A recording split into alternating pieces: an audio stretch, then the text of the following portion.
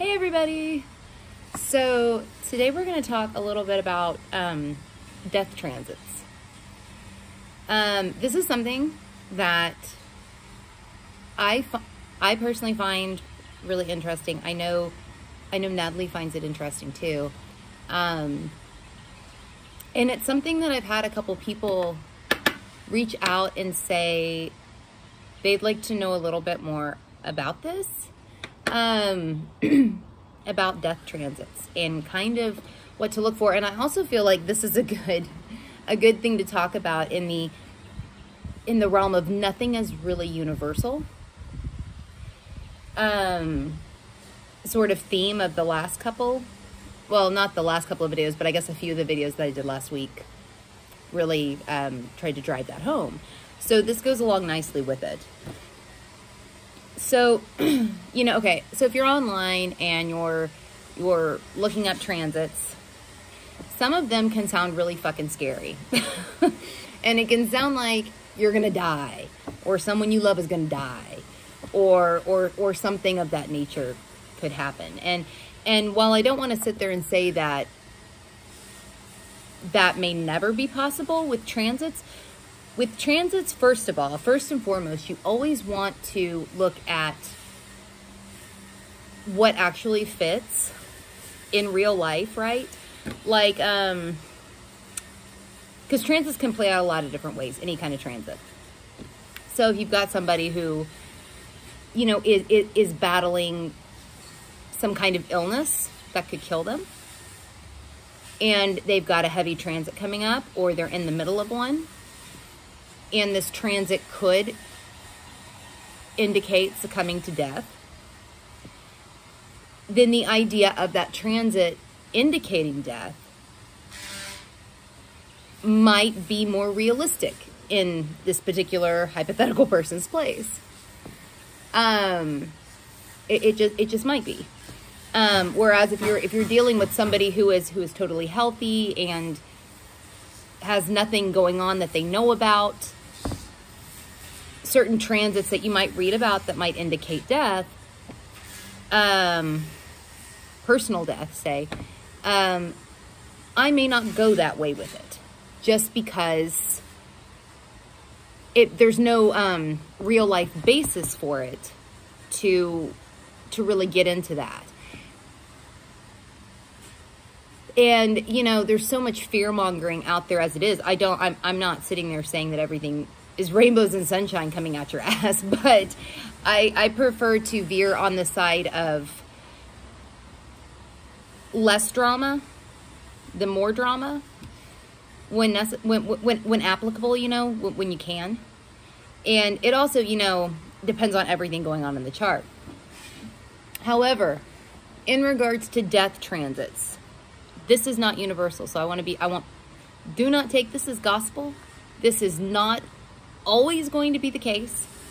So do not get freaked out if you've got some heavy transit going on that, might correlate with what I'm about to say. Do not freak out. Do not think you're going to die. I do not want to instill fear. This is purely for educational and learning purposes. Please don't let this scare you. Okay, really, please don't. So, okay, I'll show you first a chart.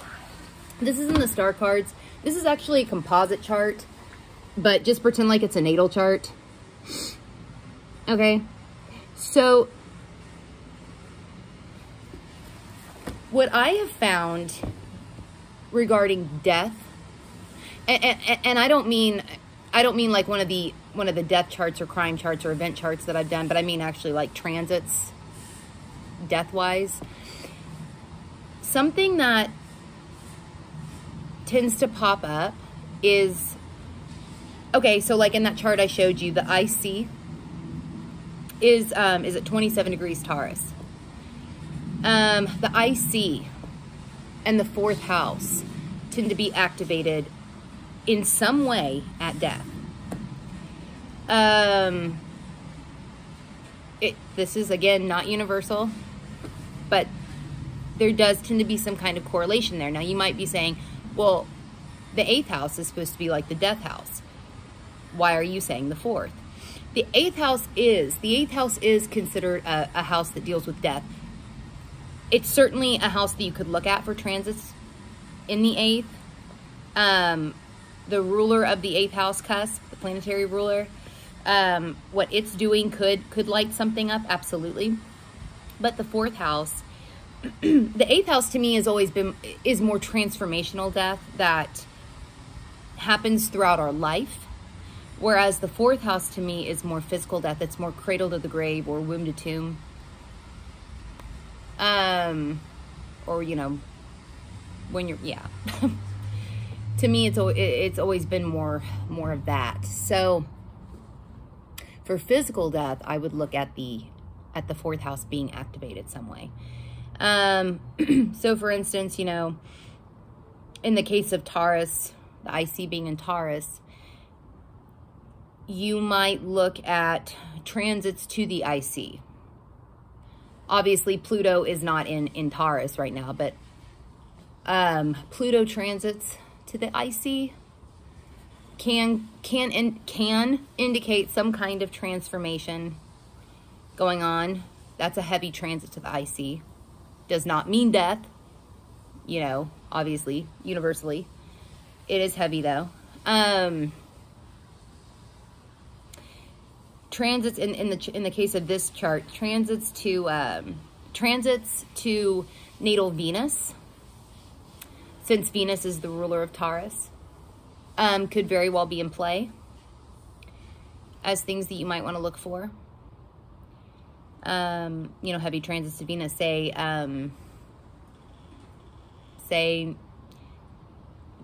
transit Pluto is conjunct natal Venus. That's a heavy transit. That's heavy. That could indicate something like that. Does not mean that will happen, though, that actual death will happen. Also, you could look at transits that transiting Venus makes to the natal chart. Since, again, Venus is the planetary ruler of the IC. That's kind of where I would start looking. Like if you were to say go through and look at people that have died and look at transits going on at the time that they died up against their natal chart, I do find that the 4th house, the planetary ruler of the 4th house in the natal chart, or the transit planetary ruler of the 4th house, something is going on there. Not universal, but something tends to go on there at the time somebody dies, in one of those, in one or all, or you know, of those areas. Because death, like life, is very personal, right? So there is no one size fits all death transit or death transits. It's a very personal thing to your chart. Because, you know, I'll have people that are, oh, I've got, you know, Pluto and Saturn and Jupiter, right? Because Pluto's still in Capricorn, Saturn and Jupiter are in Aquarius right now. Let's say they've got Capricorn ruling the 8th house. The 8th house cusp. So they have all of these transit planets in the 8th house, which I've had some clients come to me and that fucking freaks them out, because they read all of this terrible shit, having these planets, these heavier planets transiting this house, and it can be really scary. And I've read things online about how, you know, it can signal things like death and all of that. And it's just, I don't want to say it's a bunch of bullshit, because again, it depends on, you know, it would depend on your entire chart. So I don't want to say it's bullshit, but I do think it's bullshit to universally broad brush paint these planets transiting these specific houses as always like a death sort of thing. Because that just isn't true. There are transits to houses that, there are planets in transit to houses that are heavier. you probably will notice some change, like the people that have Pluto, Saturn, and Jupiter in the 8th house right now, they probably will notice some change to their life, to the way they psychologically function, but it would depend on everything else going on in their chart as to how this actually manifests, right? And it does not mean death, physical death, universally or anything like that. But definitely, if you are interested in learning more about this, definitely pull the charts of, say, famous people that have passed, and try to find your own connections. First of all, I'm a huge proponent of people doing their own research and coming to their own conclusions, right? I think that's awesome. But play around with the 4th house thing, planets transiting the 4th, and what aspects those transiting planets make in the chart. The planetary ruler of the 4th house in the natal chart, and aspects that, you know, are being made to it transit-wise. And then even that like in this case, in the case of the chart I showed you with Taurus ruling the IC, looking at transit Venus and what it's doing to the chart. That would definitely be where I would start here. And is generally where I start when looking at death charts and death indicators and things like that. Not universal.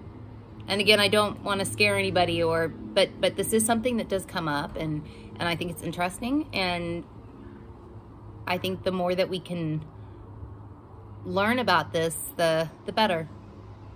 Because the more we learn, the less we're afraid. And that's a good thing. So yeah. If you're watching this on YouTube, you can find us on Instagram at Let's Fuck With Astrology. I'm at Saturn Season Astrology on Instagram. Natalie is at Apaterno Astrology on Instagram. If you're watching this on Instagram, you can find us on YouTube by searching for Let's Fuck With Astrology. If you do the Reddit thing, you can go to the subreddit Let's Fuck With Astrology. Join us there. Come have a good time. And if you're interested in the star cards, you can go to letsfuckwithastrology.com/star-cards. Okay, everybody. I'll see y'all later.